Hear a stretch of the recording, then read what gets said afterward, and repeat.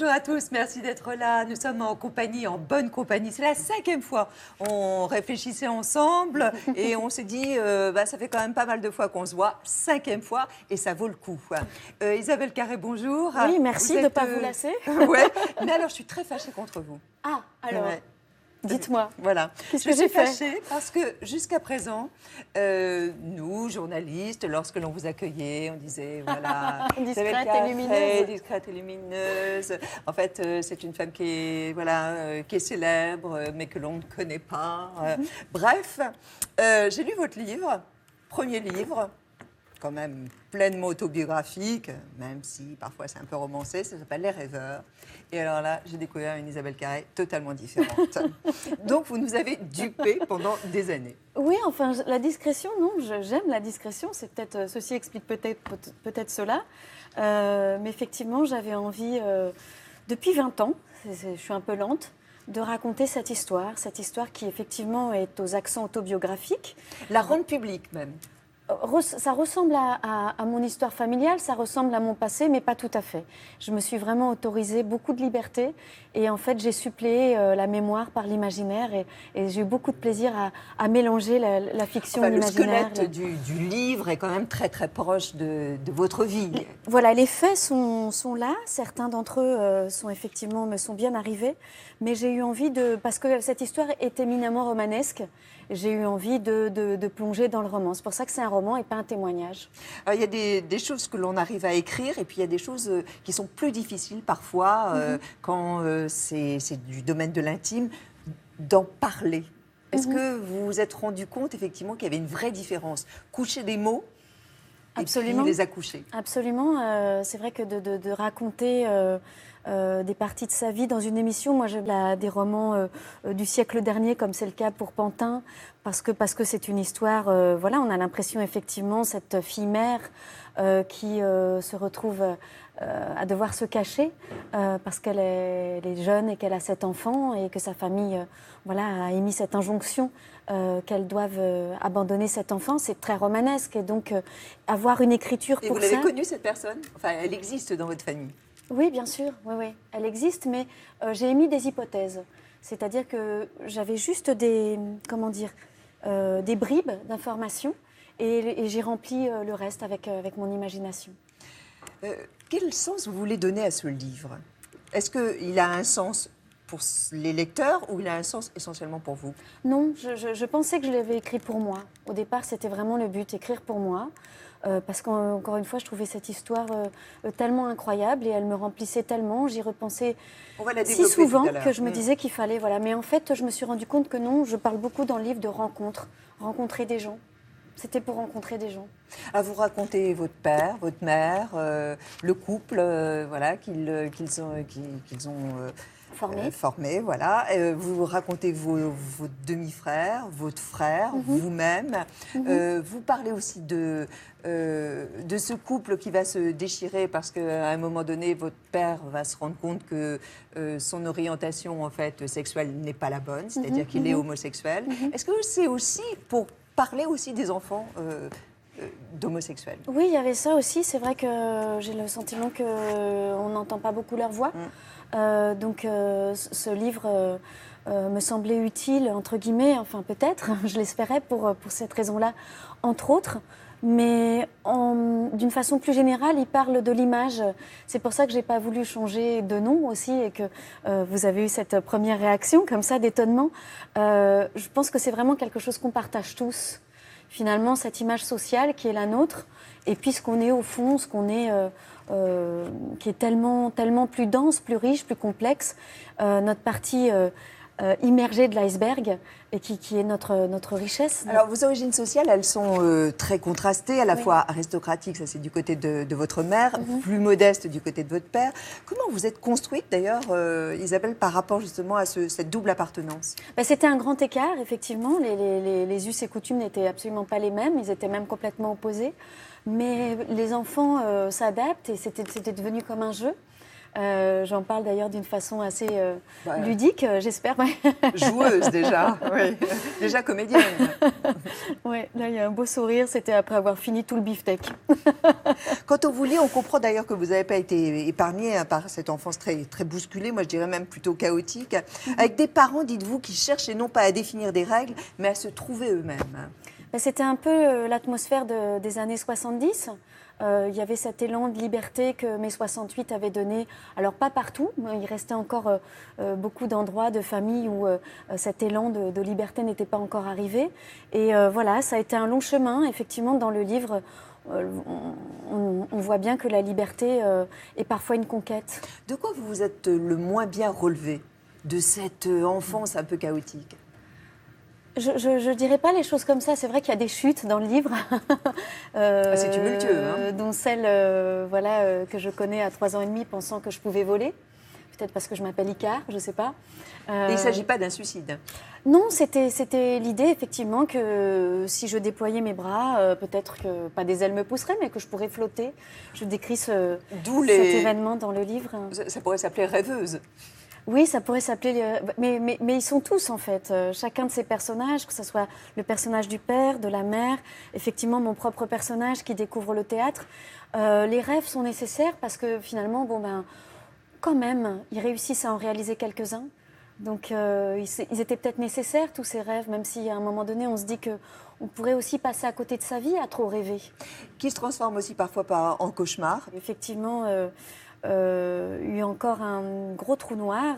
Après, effectivement, l'échec de la danse classique, je pensais que je pouvais être une grande danseuse classique. Mon rêve absolu, c'était l'opéra. Voilà, et je me suis vite rendu compte que j'avais commencé trop tard et que ce n'était pas pour moi. Et Dieu merci, je me suis retrouvée un jour dans un cours de théâtre. Et là, ouf, ça a été beaucoup mieux. Et voilà, tous les personnages de ce livre trouvent leur place. Donc je pense que c'est un livre quand même assez lumineux.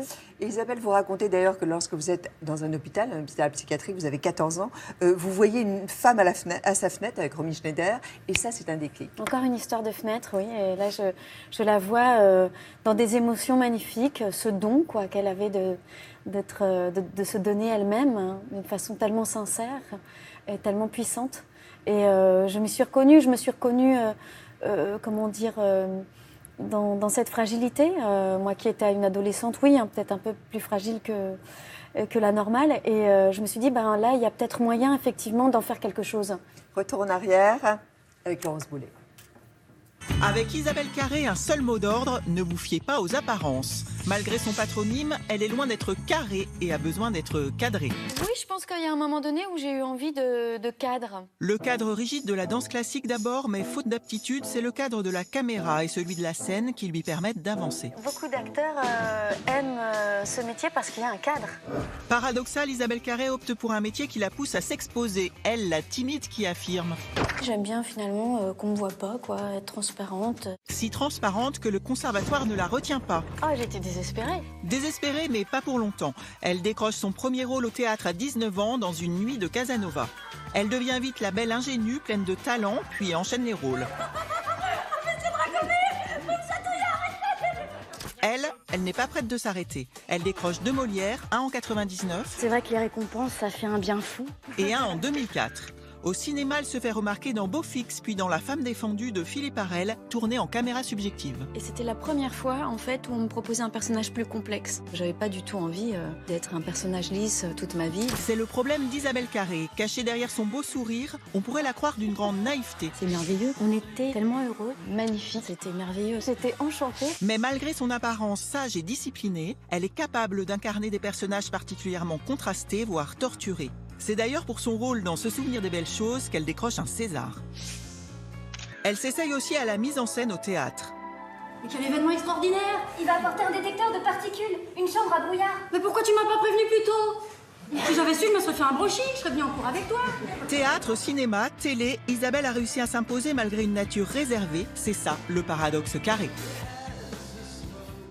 Qu'est-ce que vous ressentez quand vous voyez ces images? C'est émouvant. C'est émouvant. Il y avait des images vraiment anciennes, de mes premiers rôles. Une nuit de Casanova, de Franco Como, Théâtre du Rond-Point. J'avais même pas 17 ans. Bon, alors, je minimise. Je rentrais qu'à la fin du spectacle et je disais 4 mots en allemand. C'était pas un grand rôle. Qu'est-ce que vous diriez d'ailleurs à cette jeune comédienne? Oh là, je sais pas ce que je dirais. Là, c'était dans la Vas-y, la Reine cravache, tu vas Blanche. y arriver. Ouais, si je devais dire juste un conseil aux jeunes actrices, c'est de ne pas se comparer.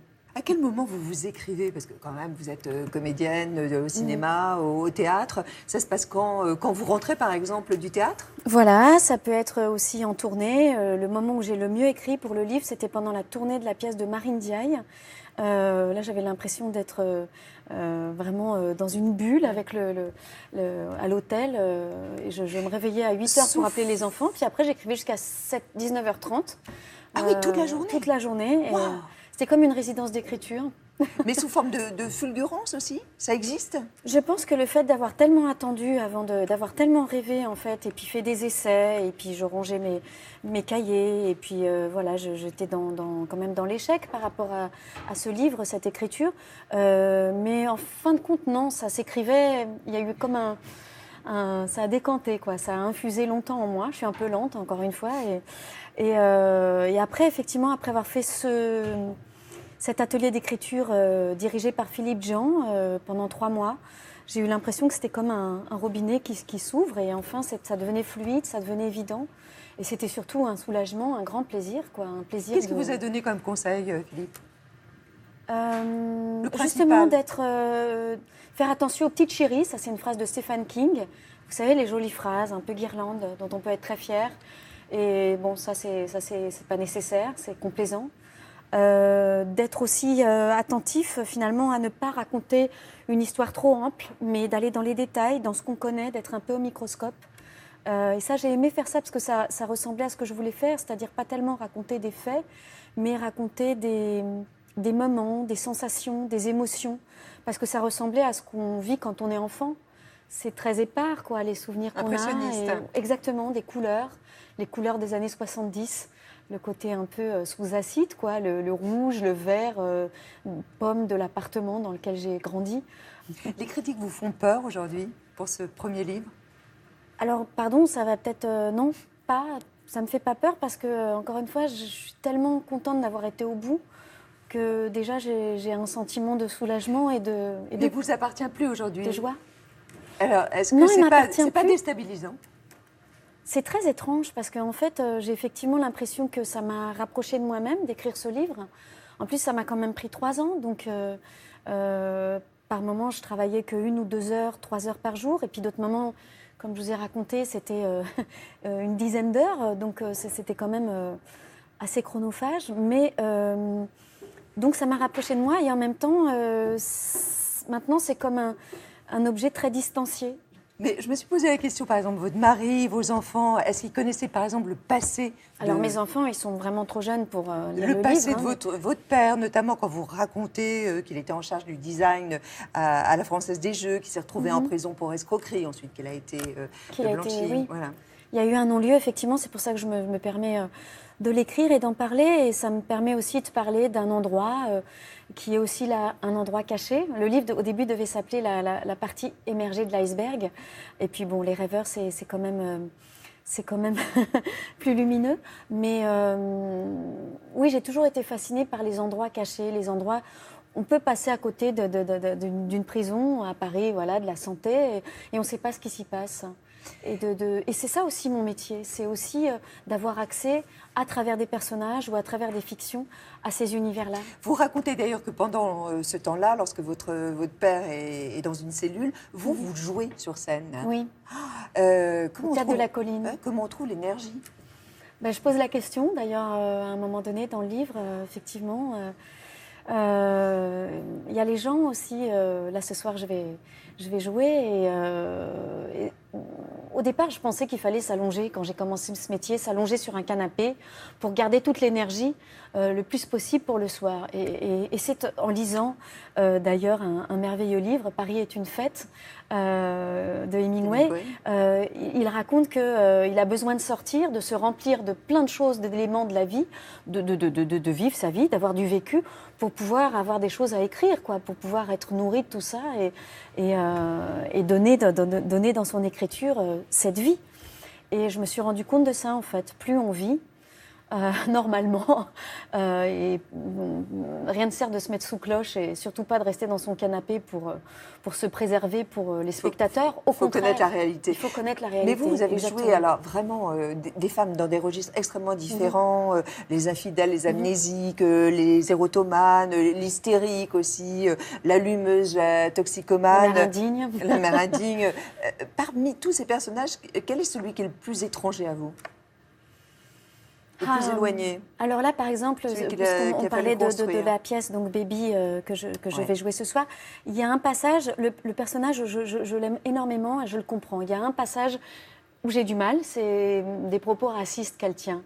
Et j'avais demandé même à la metteur en scène, Hélène Vincent, si on ne pouvait pas couper ce passage-là, parce que vraiment, ça me brûlait la bouche de devoir dire ça. Et en fin de compte, nous, on a vraiment décidé de le garder. Bon, la pièce a été écrite par Janet Anderson en 1989, mais aujourd'hui, c'est une pièce qui se passe aux États-Unis. Ça pourrait être des gens qui votent pour Trump. Voilà, et ça existe, donc il fallait que ça soit là. Mais effectivement, j'ai du mal avec les personnages où je ne peux pas m'identifier un minimum avec eux, où je n'ai pas une empathie pour eux. J'ai quand même trouvé de l'empathie pour Vanda, hein, je vous rassure. Mais là, ce passage-là, il est difficile à passer. Ouais. C'est au théâtre de l'Atelier, c'est tous les soirs à 21h. Alors, on vous a accompagné. On est allé dans votre quartier. Enfin, dans le quartier du théâtre, en définitive. On est allé à la Halle Saint-Pierre. Alors, il y avait une exposition, nous, qui nous intéressait. Vous nous avez dit, moi aussi, ça m'intéresse. C'est l'exposition Caro et Jeunet. Alors, on va parler de cinéma. Et puis, on est allé, alors, en librairie aussi. Là, premier contact avec votre livre. Alors là, c'est l'écrivaine qui parle. Journée avec Laurence Boulet et avec Pierre Poussier.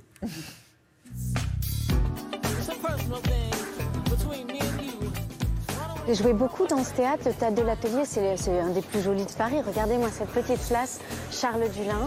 Maintenant, on va à la Halle Saint-Pierre, voir une exposition de Caro et Jeunet. C'est un quartier que j'aime bien parce que ça me fait penser au Paris de mon enfance. En fait, je suis née à Paris, dans le 12e arrondissement. Je retrouve un peu ce Paris-là. J'avais évidemment adoré Le fabuleux destin d'Amélie Poulain parce que ça racontait l'histoire d'une jeune fille qui n'osait pas se lancer, qui n'osait pas vraiment vivre. Et il faut ce type qui a la maladie des os en verre et qui lui dit, contrairement à moi, mademoiselle Amélie, vous n'êtes pas en verre, donc allez-y, frottez-vous à la vie. On voit bien en sortant du destin d'Amélie Poulain, on a envie de manger la vie. On se dit qu'il y a toujours une solution. Vous auriez aimé incarner Amélie Poulain ? Oh là là, je trouve Audrey Tautou tellement chouette que non, moi ça me va très bien de la regarder. J'ai pas ce truc par rapport à des rôles, même des rôles qui ont connu ce succès-là. Je pense que les rôles c'est comme des appartements en fait. Vous flashez sur un appartement, il y a quelqu'un qui a un meilleur dossier que vous. C'est pas grave, le prochain appartement c'est vous qui l'aurez quoi. C'est émouvant de se dire qu'il a gardé tous les objets, tous les détails du film. Vous gardez, vous, parfois, des objets de tournage ? Non. Parfois, on peut garder un habit ou deux, comme ça, en souvenir, mais j'aime pas trop les remettre, en fait, parce que j'ai l'impression de me replonger dans le film et enfin, que c'est pas moi, en fait. Ah ouais, d'accord, alors ça, je peux pas, moi, voir ça. Les films d'horreur, même les films d'horreur sur M6 avec du ketchup, ça me fait peur, donc... Ah bah là, c'est un long dimanche de fiançailles. Moi, j'adore me transporter dans le temps avec le cinéma. Et puis, j'aime le romanesque au cinéma, les décors, le cinoche, quoi. Oh, il est trop beau, le bateau. C'est Jules Verne, hein. Là, c'est étonnant, ça. Une énorme blatte. Ah bah là, on est dans les États-Unis. Je connais très peu, en fait. Je suis vraiment pas du tout branchée sur la culture américaine. Même l'anglais, mon anglais était celui d'un enfant de 10 ans. C'est d'où ma carrière internationale fulgurante. Ouh, j'ai failli rentrer dans la vitre. Il est joli, ce manège. Ce que je trouve beau, là, dans l'exposition, c'est qu'on voit bien qu'ils fabriquent aussi les choses. C'est des artistes, c'est des sculpteurs. Et c'est pas pour rien si leur univers est aussi déjanté, décalé et unique. Maintenant, on va aller dans une petite librairie, la librairie des Abbesses. Voilà, je suis là. Il est bien entouré. J'ai même un peu honte. J'ai un peu l'impression d'être un intrus et glissé parmi vous, chercher l'erreur. Ça fait très bizarre, ouais. Je vais pas vous le cacher. C'est émouvant. En fait, quand il est sorti, il y a une semaine, je me suis dit, il faut que j'aille dans une librairie et regarder. Et en fait, j'ai pas osé rentrer.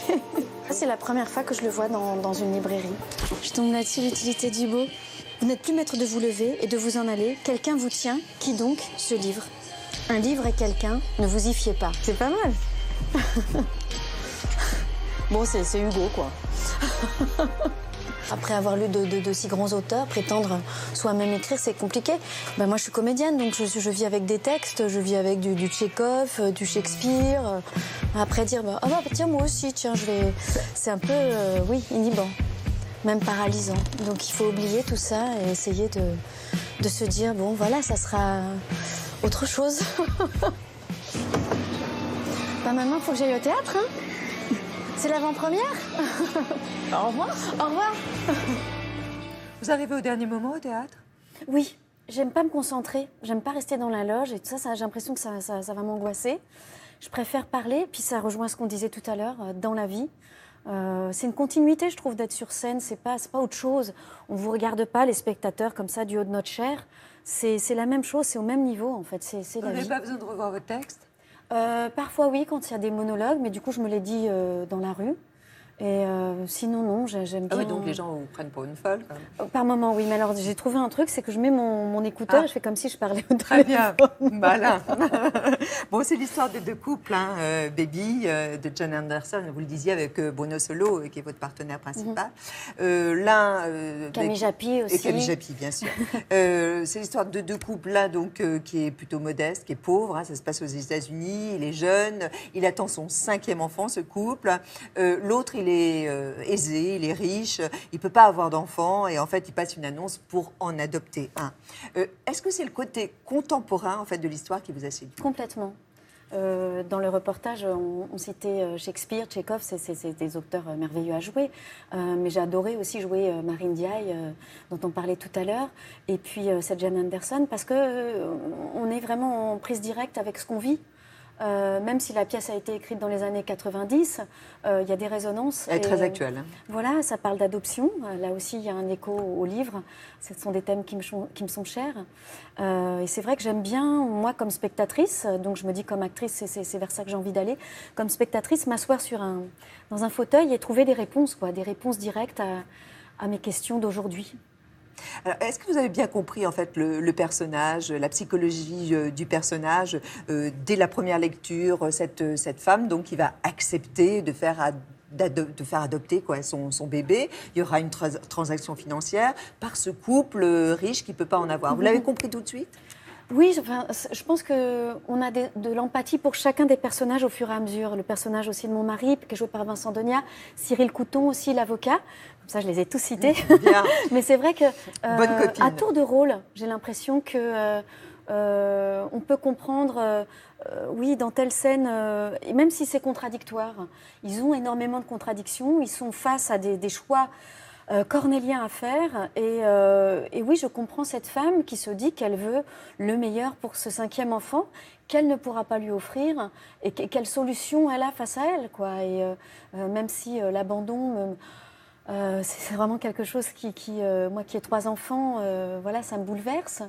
Et en même temps, dans la situation, j'essaie de me mettre vraiment dans la situation dans laquelle elle est. Et je me dis, oui, elle rêve d'une vie meilleure. C'est aussi une peinture d'ailleurs des États-Unis et des inégalités aussi sur la société américaine. Et ça aussi, c'est vraiment un thème qui m'a beaucoup touchée. Là encore, il y a un écho avec le livre, ce grand écart entre 2 catégories des gens, sociales. Et un père plus modeste. Voilà, et là, ce sont effectivement des gens tellement modestes qui vivent dans une caravane, qui ne savent pas de quoi sera fait le lendemain. Et en même temps, ils s'aiment, il y a énormément d'amour. Ils sont heureux avec ses enfants. Ouais, enfin, je pense que pour le personnage que joue Vincent Denière, c'est plus compliqué. Il y a quelque chose qui se joue entre femmes, et c'est assez cruel d'ailleurs. Le tout début de la pièce, un court extrait. J'ai pas dit bonsoir à Jenny, il faut que je dise bonsoir à Jenny. Tu veux que je t'emmène à une cabine? Non, c'est bon, j'y vais.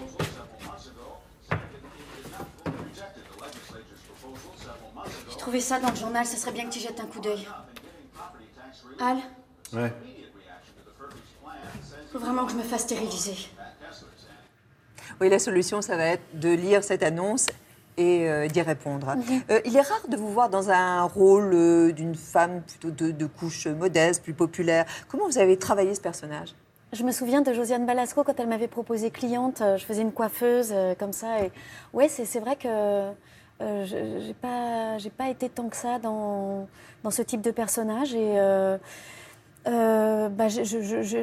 j'ai repensé. Oui, j'en parle aussi à un côté de ma famille qui était très modeste aussi.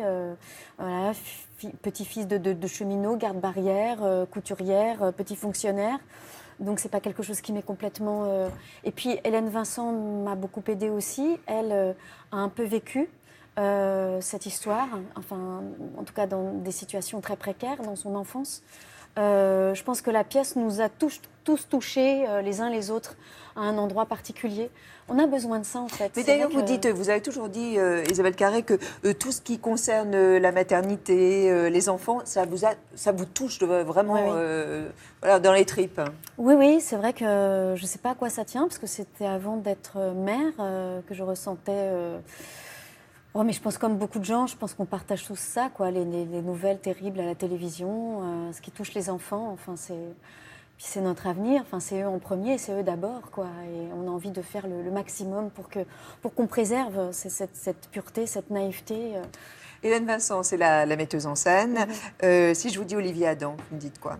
Olivier Adam, j'ai joué dans 3 adaptations de ses livres. Le cœur régulier, Maman est folle, Les vents contraires. De Jalil Esper. Alors tous les deux, Isabelle, ils ont accepté de porter un regard sur vous. Oh, mais c'est très, et ils l'ont croisé. Très gentil. C'est gentil.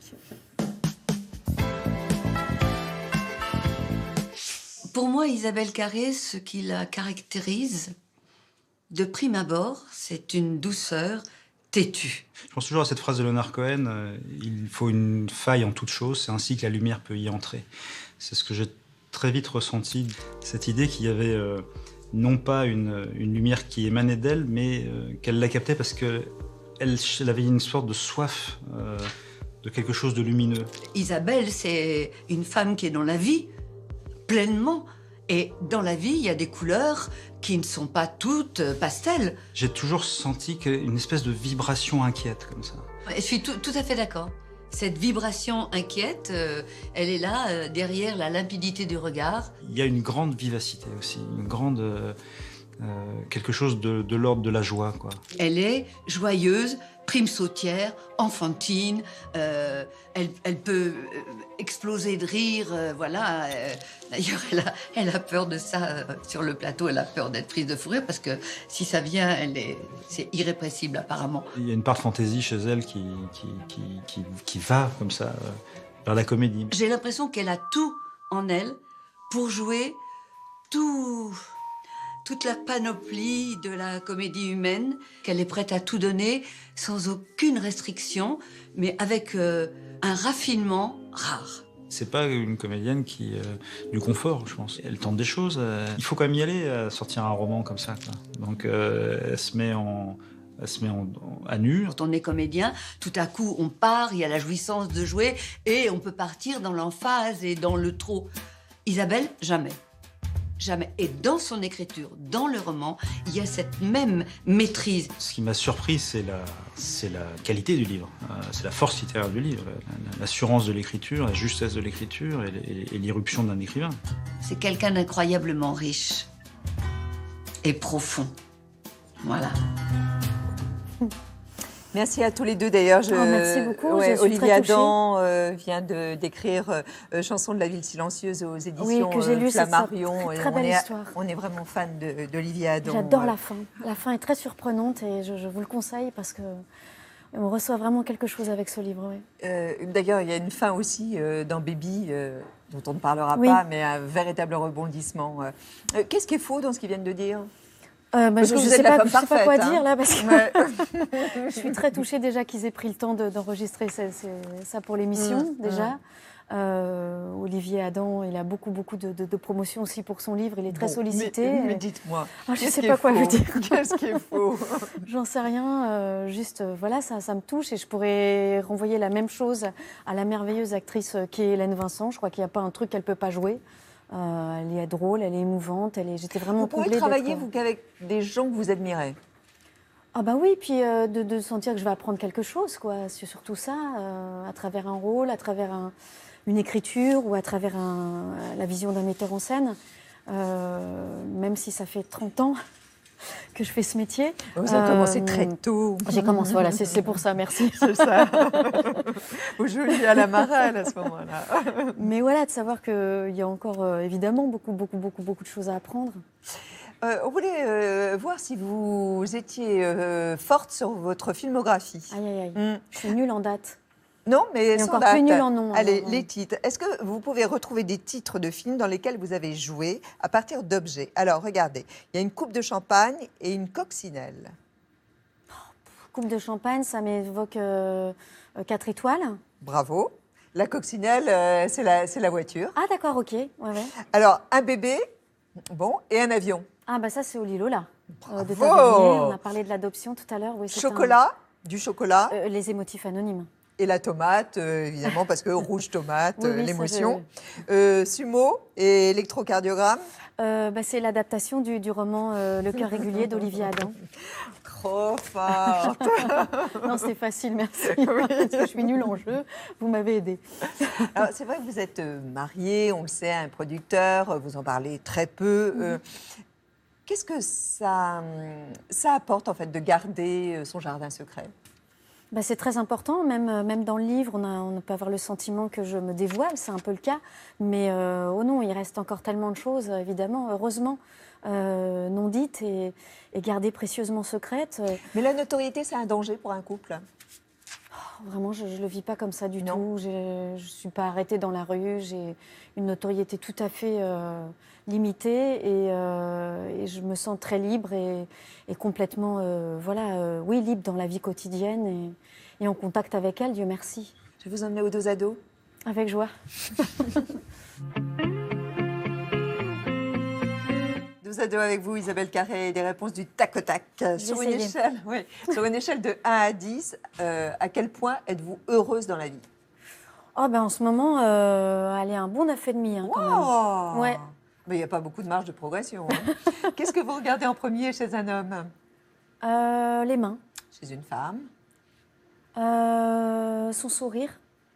Qu'est-ce que vous feriez si vous étiez invisible le temps d'une journée? J'irai dans une maternité, parce que quand j'ai accouché, je me suis dit ça doit être génial de passer sa vie dans une maternité, d'être là et de voir tous ses enfants naître. Voilà. Est-ce que vous avez déjà été jalouse d'une actrice? Oh oui, ça a dû m'arriver. Mais alors, je ne me suis pas focalisée là-dessus, parce que sinon, je ne serais pas à 9,5. Hein. La dernière fois que vous avez pleuré, Isabelle? C'était hier soir, quand j'ai joué au Théâtre de l'Atelier. On pleure un peu dans cette pièce. Est-ce que vous avez des tocs? Oui, je me lave beaucoup les mains. C'est pour ça que je préfère que moi, on ne me regarde pas mes mains. Un peu hygiéniste? Oui, enfin, pas hygiéniste, non, c'est juste que ça me détend. Ça me détend de me laver les mains et effectivement, j'ai un peu peur des virus. Quand je joue seulement. Hein. Et justement, quelle est la maladie que vous redoutez le plus? Quand je joue, la gastro. L'amour, c'est mieux avant, pendant, après? Tout le temps. Mais comme dirait l'autre, je ne sais plus qui disait ça, on peut aimer toute sa vie, mais pas tout le temps. La même personne. On peut aimer toute sa vie la même personne, mais pas tout le temps. Avez-vous déjà gardé, à son insu, le portable de votre compagnon? Oui.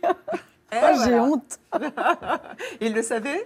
Mais j'ai rien trouvé. Je suis bien contente. Et maintenant, il le sait? Oui, je lui dis en plus. Moi, c'est ça bien. le truc, c'est qu'en fait, je me dénonce tout de suite. Un tue-l'amour rédhibitoire? Un pyjama troué? Est-ce que vous avez déjà regardé des films porno? Jamais, non. Ça m'attire pas du tout. La partie de votre corps que vous aimeriez changer? Les pieds, j'ai des oignons. Qu'est-ce qui est le plus insupportable lorsque l'on partage votre vie? Ça va mieux, mais avant, il fallait enlever ses chaussures, passer dans la salle et se laver les mains. Mais ça va mieux. Ça va mieux. Je n'existe plus l'enlevage de chaussures ni le lavage de mains en rentrant chez moi. Vous êtes soignée là. Oui, oui. Et je partageais cette chose avec Benoît Polvard. Lui, c'est dès qu'il rentre dans un appartement, la première chose qu'il regarde, c'est si c'est propre. Et si l'aspirateur a été passé sur les plaintes. À ce point-là? Non, mais moi, ça va mieux. Hein. Bon. Je ne regarde pas les plaintes, là. C'est bon. Est-ce que vous avez déjà subi des violences de la part d'un homme? Oui. Physique? Alors, j'en dirai pas plus, parce que sinon, je sens que ça ne sera pas du tout du tac au tac, ça va être trop long. Mais oui, malheureusement. Malheureusement, comme beaucoup de femmes. Et vous avez su partir à temps? Oui, parfois, et parfois non. J'ai aussi été tétanisée. Donc, c'est pour ça que je suis reconnaissante là, de cette parole qui se libère. Je pense que c'est une bonne chose. même si on a le sentiment parfois que ça peut aller trop loin, c'est une étape et je pense qu'elle est nécessaire. Le cliché sur les actrices qui est vrai. Oh là là, le cliché sur les actrices. Mais non, je trouve qu'on a mauvaise presse, les actrices. On pense qu'on est capricieuse. C'est le film de Truffaut avec Jacqueline Bisset qui pleure et qui demande dans sa loge du beurre en motte. Et sinon, elle ne peut pas aller jouer. Tout ça est faux. Pas capricieuse. Non, je ne demande jamais de beurre en motte avant de jouer. Un titre de livre pour résumer votre vie. La vie est un roman de René. Votre coin de paradis, Isabelle. Le Pays Basque. Et une chanson qui vous rend heureuse. La chanson de Gaël Faye, À trop courir après mes rêves. On le savait. Quand j'y crois plus, je prends la plume pour prendre la hauteur. On retournait, ah oui, d'accord. À trop courir après mes rêves. À trop courir. Vous courez après vos rêves. J'adore, c'est l'écriture de Gaël, son livre magnifique, Petit pays, et puis toutes ses chansons. Bah oui, les rêveurs, courir après ses rêves, les rêves sont nécessaires. Il ne faut pas en avoir peur. Et puis même si parfois on a le sentiment qu'on rêve trop grand, on arrive quand même à déposer quelques petits cailloux quand même. Isabelle Carré, c'est Les Rêveurs. Les Rêveurs, c'est son premier roman. C'est évidemment aussi assez proche de sa réalité. C'est chez Grasset. Moi, je voudrais vous offrir des livres, deux livres. Chouette. Oui. L'Heure de vérité. C'est une archéologie du thé. Vous verrez, il y a énormément d'anecdotes. Vous qui vous intéressez à tout, c'est chez Baker Street, Arnaud Bachelin. Vous en apprendrez beaucoup sur votre boisson préférée. Et alors, je voulais vous offrir ce livre. Michel Audin, c'est le nom de la personne, elle est mathématicienne, elle a écrit ce livre à l'Arbalète Gallimard, c'est un récit, Mademoiselle As. Mademoiselle As, c'est le titre donc, de ce livre. C'est la France des années 30, juste avant la guerre, à travers des récits, des portraits de femmes exclusivement, que ce soit une concierge, une journaliste, une libraire, une sage-femme, sont des femmes qui racontent dans leur vie quotidienne, comme un livre d'histoire, en fait, c'est passionnant au jour le jour, ce sont des anonymes oubliés. La photo est très belle. Hein. Et elles parlent de leurs rêves, justement, de leurs angoisses aussi. Ah, ça a l'air beau, merci. Et ça, c'est avant la Deuxième Guerre mondiale. Je suis contente qu'elle ne parle pas de mathématiques, parce que même si je m'appelle Carré, c'est pas mon truc. Mais vous avez des racines. C'est bien connu. Très joli livre. Oui, Patricia Herbelding, exposée sur le plateau de Thé au Café. C'est un travail abstrait sur la notion du temps qui passe, voilà, avec des matériaux essentiellement naturels. Et l'artiste transforme donc ces matériaux et elle a pour nom Patricia Herbelding. Merci à elle. Alors, c'est au Théâtre de l'Atelier. C'est Théâtre de l'Atelier. Moi, c'est mon théâtre préféré. Ah ben, on est d'accord. Voilà. Le rapport scène-salle, comme on dit, est le meilleur de tout Paris. Hein. Le théâtre de l'œuvre est pas mal, mais alors dans le fait qu'on peut avoir des grands décors aussi au théâtre de l'Atelier et puis être proche des gens quand même, malgré tout. C'est une grande scène et on est quand même très proche des gens. Et du mardi au samedi, c'est à 21h et le dimanche, c'est à 15h. Et après, vous allez voir vos enfants. C'est ça. En quelque sorte. Voilà, c'est ça. J'y vole. Oui. Demain, c'est Marlène Schiappa. Vous la connaissez, j'imagine, oui. Secrétaire d'État à l'égalité homme-femme, une femme avec une forte personnalité. Oui, j'apprécie beaucoup son travail. Elle sera avec nous. Elle sera avec nous à partir de 7h20. Portez-vous bien, Isabelle. Merci, vous aussi. Vous avez toujours des tas de choses à nous raconter. Pour la 6e fois. Oui. Je m'inscris. On vous attend. Vous êtes toujours la bienvenue. Vous voyez de la lumière, vous rentrez. Merci. L'émission, elle est rediffusée, bien sûr, dans la nuit. On peut la revoir, bien sûr, évidemment, sur Internet. Vous allez beaucoup sur Internet, vous ? Non, pas tant que ça. Sur le téléphone, oui, mais c'est tout. On termine avec un petit selfie. Un grand merci, en tout cas, d'avoir été là, de votre confiance et de votre fidélité. On se retrouve demain. Au revoir.